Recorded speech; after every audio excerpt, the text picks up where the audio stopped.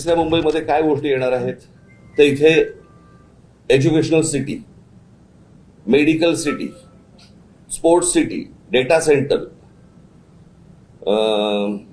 Global capability centre, म्हणजे इथे तिसऱ्या मुंबईमध्ये तुम्हाला काय आणायचंय ते महाराष्ट्राला माहिती आहे का? महाराष्ट्राची मुलं मुली तयार आहेत का या गोष्टींसाठी? म्हणजे आपल्याकडचा जो कोणी शेतकरी आहे, आपल्याकडचा जो कोणी जमीनधारक जो आहे तो फक्त माझी जमीन मालक एवढाच राहणार? म्हणजे या संपूर्ण पेण, पनवेल, उरण या सगळ्या भागातली जी रायगड जिल्ह्यातली जी मुली आहेत त्यांना काही सांगणार आहोत का आपण? त्यांना काही तयार करतोय का आपण की परत बाहेरच्या राज्यांमधून लोक येणार, पुन्हा इथे नवीन वसाहत होणार?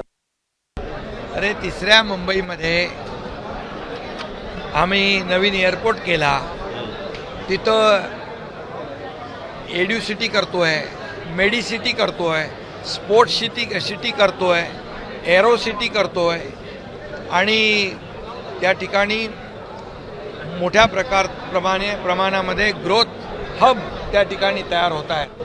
त्यामुळे तिसऱ्या मुंबईमध्ये अतिशय पद्धतशीर आंतरराष्ट्रीय दर्जाचं नियोजन त्या ठिकाणी होत आहे.